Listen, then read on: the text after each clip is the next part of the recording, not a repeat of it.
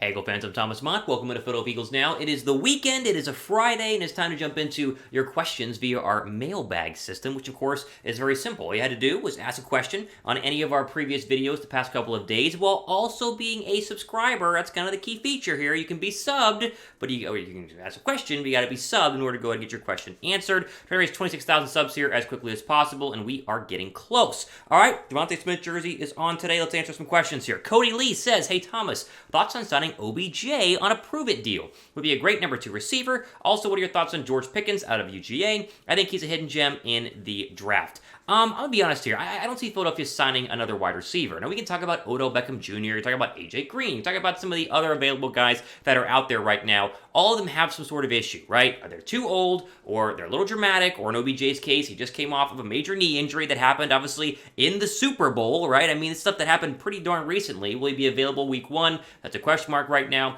Would I hate signing OBJ? No, but I just think Philadelphia, they try to do something in free agency. They try to go ahead and get Allen Robinson. They try to trade for Robert Woods. Like, they try to get these guys. They were unsuccessful because the market was a little bit too expensive. They finished up on Zach Pascal. We'll talk about him in a second, but I think Howie has shifted his attention to the NFL draft, which we talk about taking a wide receiver in the first round a lot here on the channel. What we don't talk about is that there are so many wide receivers in this draft. Philadelphia could very easily come out of this draft with 2 very good receivers, and Pickens is potentially one of them. First off, you have, obviously, the guys who are going to go in the first round, the Drake Londons of the world, the Garrett Wilsons of the world, the Chris Olaves of the world, the Treylon Burks of the world. Like, those guys are all going to go inside the first round. Philadelphia, odds are, will get one of those 4. Right? They can get, maybe there's another one in there, but most likely one of those 4. What we don't talk about is this list of wide receivers. Look at all these guys who will not go in the first round, will find their way somewhere between round 2 and 3. Sky Moore out of Western Michigan, Jahan Dotson up there at Penn State, same state, obviously. George Pickens at a UGA, you mentioned him. He's fantastic. A lot of injuries at UGA, but the size and the physical ability to catch the football up in the air is really great. Jalen Tolbert out of South Alabama, he gets no love, and yet he might sneak up and be one of the better receivers in this draft. Justin Ross, you remember, he would have been one of the top receivers in this draft had his quarterback not been DJU over there at Clemson this past year, plus injuries as well for Ross. So there are plenty of options. I think Philadelphia has realized, hey, we got Pascal. I think Pascal is a nice, addition to be a number 3, maybe even a number 2 if necessary. But what they really want is to get another number 1 opposite of Devontae Smith. I'm honestly wearing him right here. And I think they can do that by taking a first-round wide receiver. So when you ask about OBJ, would I hate it? No. On a prove-it deal, is it going to happen? Honestly, probably not. Add rate pin comment down below. Should the Eagles sign another wide receiver? What do you think? Type Y down below for yes, or type N down below for no. Again, I wouldn't hate them doing it. I just don't think that they will. Next question here comes from John C. Now that we signed Pascal, I can't wait to turn into a top 5 gunslinging offense with Jalen Hurts and his incredible passing ability next year. # Eagles. I hope there's no sarcasm there because I agree. You had one of those receivers we just talked about, and I think Jalen Hurts can have a really good year throwing the football. Already great running the football, but a really good year throwing the football. However, as much as I'm a Jalen Hurts butt kisser, as some of you guys say, a brown noser for Jalen Hurts, I will be totally honest with you. This is a make or break year for Hurts. Like, if he doesn't perform well this year, or if he's kind of mediocre and just doesn't show the upside, Philadelphia will 100% get rid of him after this season and draft Bryce Young, or they'll go ahead and get the guy out of Ohio State who I'm blanking on right now. Like, there are a lot of good young quarterbacks coming out in 2023. Philadelphia, yes, they've said they want to have Jalen Hurts as their quarterback of the future, and yes, they're pretty much tied to him in 2022, but if he stinks this year, he's gone. Like, it's just that simple. And it's not just like, oh, well, he needs to be at least a top 15 quarterback. He needs to be really good because the offense, as you mentioned, great offensive line, they have great running backs, and there's a chance to have a really good receiving core, one of the better ones in the NFC, with everyone going to the AFC, with Devontae Smith in year 2, Quez Watkins in year 3, and then whoever you draft in the first round. So this is obviously a make-or-break year for Hurts, but I agree with you. I think it can be a very powerful and very potent offense,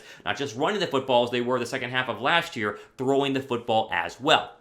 As we mentioned, trying to get to 26,500 subs here on the channel. If you guys like the channel, you guys like the fact I'm wearing a Devontae Smith jersey, go down below and subscribe to be a part of next week's mailbag video. We do mailbags every single week here, and so, of course, as we say it every single week. For the new people who just join us and just subscribe, you will be a part of the mailbag video. Got to ask a good question down below, and you also have to be subscribed. That is the 2-step process. Yeet Master, okay, says, what if we take a quarterback like Malik Willis and have Minshew as a starter for a year, then Willis could learn and become a top quarterback. We trade Hurts for maybe a late first, LOL, and still have 3 picks on other positions. We could always take a different quarterback, end quote.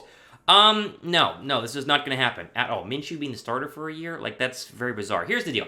Everyone out there needs to stop buying all of the quarterback hype. This is not a good quarterback class, and they're going to try to make you feel like it is a good quarterback class. The media does this every single year, not only to help out the quarterbacks that are out there, but also to drive hype to the NFL draft. Now, does this mean Kenny Pickett, Matt Corral, Malik Willis are trash and they're not going to be great stars in the NFL? No, but this is by no means a strong quarterback class. All of these quarterbacks really should be second or third round guys in any other draft. Now, Pickett is the one guy who's most NFL ready despite the small hand size, the 8.5 or whatever it is. He would really technically go late first round in a normal draft. This is not a normal draft. And the problem that we're having is a guy like Malik Willis, who everyone loves now all of a sudden, went from a third-round draft pick in the middle of the college football season this past year to a late first-round draft pick to now being talked about. There's a mock draft having him go like number 2 overall to Detroit. Like, that's how far up he continues to go ahead and climb. And I don't hate Malik Willis. I think Malik Willis might have the most potential of any of the quarterbacks in this year's NFL draft. But saying that he's NFL ready or going to be anywhere close to being a starting quarterback week 1 is absolutely ridiculous. He's not. And just because you saw him throw a couple of deep balls against no defense to his own receivers in a dome at Liberty with no pads on in a scripted series does not mean he's going to be fantastic. This happens every single year. You got to use the eye test. You got to go back and put film on. And each one of the guys we're talking about here has good film. Corral, Willis, Pickett. But did you see any of them, dominate in a national championship game? Did you see any of them throw for 50 touchdowns like Joe Burrow did? Like, you put the Joe Burrow film on, the Josh Allen film on, you put on the Justin Herbert film, and you go, whoa, these guys are going to be really good. You put on the Pickett, the Willis film, and you go, maybe, but it's not a guarantee. So let's just kill a little bit. Not all of it, but bring down the hype level on these quarterbacks, and that's without saying, we're not trading Jalen Hurts for a first-round draft pick this year. We're not going to draft Malik Willis and let him sit. This is Hurts' offense and Hurts' team, like I said, for at least one more year. Even though I just poo-pooed on all the quarterbacks in the draft, who is the best one? Obviously, there's going to be one that's going to be better than the others. Who do you think the best quarterback in this upcoming draft is? I bet a lot of people will say Malik Willis, but let's say you can pick any of them. I'm kind of leaning towards Matt Corral could be really good. I like Matt Corral a lot. I don't obviously want to take him as an Eagle fan, but Matt Corral I think could go somewhere and be pretty darn good. Before we go and keep going, if you guys like Philadelphia Eagles gear and you like it on sale, jump in with our friends, chatsports.com/Eagles Polo. This 2-pack polo is still 25% off and obviously comes in Philadelphia colors and the size that fits you the best. As we approach summer here, you get out on the golf course almost every single Saturday. In the south here, the sun is back out and you need short polos. You can wear them at church. You can wear them to the bars. You can wear them at your friend's place, wherever you want to rock them. Jump into these Eagle Polo discounts. Chatsports.com/Eagles Polo. Be down in the description box. 2-pack, 25% off. Pick it up while it still lasts. Tucker says, hey Thomas, I'm starting to think Philly should get Devin Lloyd, Jordan Davis, and Chris Olave in the first round. Wouldn't hate that. And a cornerback early in the second. Do you agree? I don't mind this. The Jordan Davis hype is a little interesting to me. Now, I live in Atlanta, and I say that, so obviously it does some coverage with UGA, and the Dogs' defense last year was fantastic, and Jordan Davis was really good. But production-wise is where I kind of struggle with Jordan Davis. The production's not up there. It's not up there with the elite defensive tackles in the NFL. He seems like an immovable object and kind of a plug in the middle, but by no means is he developing pass rush moves or being like a serious pass rusher like an Aaron Donald or a younger Fletcher Cox was. So to take him at 15 overall or in the first round to me is a little bit high. I know he's going to go that high just because the Dog defense was so hyped, but I'm a little bit out on Jordan Davis. Plus, where's he going to go? I know Cox is only on the final year of his deal, and you got to talk about extending Javon Hargrave, but you have Milton Williams, and Milton Williams very much is the Fletcher Cox replacement, and Milton Williams had a fantastic rookie season. I'm expecting massive things from Williams in year 2, almost even as much as Devontae Smith in year 2. Like, these guys should be fantastic, so I wouldn't hate this Lloyd. I love him. I love Olave. Mentioned him in my mock draft just yesterday, but I don't know about Jordan Davis. If it's Derek Stingley versus Jordan Davis, I want Derek Stingley all day long. If it's Jordan Davis versus a pass rusher like Karlaftis or maybe Trayvon Walker, I'll take the pass rusher versus the D tackle. That's just how I feel. I don't hate him though, but I just don't know if he's exactly who I want in terms of one of our 3 first-round draft picks.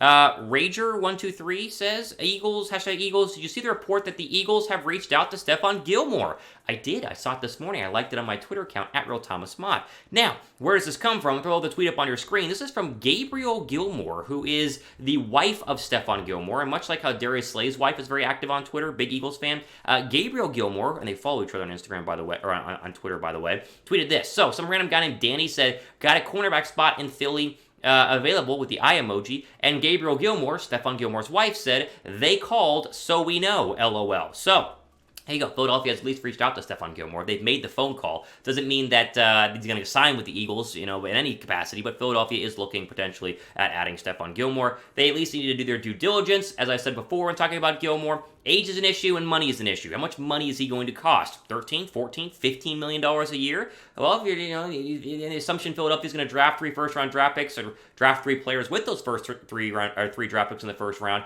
you got to pay them. That's going to cost you almost $10 million to sign the entire draft class. You have $15 million available right now. So the math doesn't work out in terms of an expensive Gilmore. So I don't think Philadelphia's going to get him, but at least they've made the phone call, and it's fun to maybe rumor and speculate, hey, could they do it? Well, if you believe Gabriel Gilmore, they've at least called him. Will he answer and will he talk to them is a different question.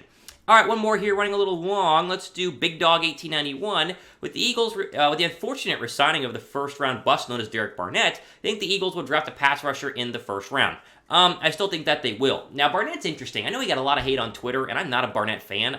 There's a video of me, which I can pull up one of these days, of my friend filming me on draft night when Philadelphia took Barnett, and I was upset. It was like me being verbally mad because I did not want Barnett. Now, the first year in 2017, I was kind of proven wrong because he had a good rookie year, very good in the playoffs, the fumble recovery of Tom Brady in the Super Bowl. I was like, oh man, Barnett's, the ceiling's very high. But as you see, he's very up and down in terms of actual sack production. 2.5, 6.5, 5.5, 2.5. But the issue is not necessarily Barnett getting to the quarterback, because he does do that. He does average a quarterback hit, once every 20 snaps or so, according to Pro Football Focus, which isn't that bad. It's the penalties. It's the offsides. It's the personal fouls. It's the 15-yarders. It's everything that you have come to know and hate about Derek Barnett this past season. Now, I think Derek Barnett went to the free agent market, saw that no one wanted him, came back to Philadelphia on a 2-year deal, and this is kind of your protection in case Philadelphia can't draft a pass rusher in round 1. Yes, they got Hassan Reddick. Yes, they have Brandon Graham. Yes, they have Josh Sweat. But I, like you, think they will take a pass rusher in the first round if there's one available. If there's not, if they go too early, then they might wait till round 2 for an Ajabo who won't be ready week 1. And so you need another backup pass rusher. And so re-signing Barnett makes sense. Comfortable in the system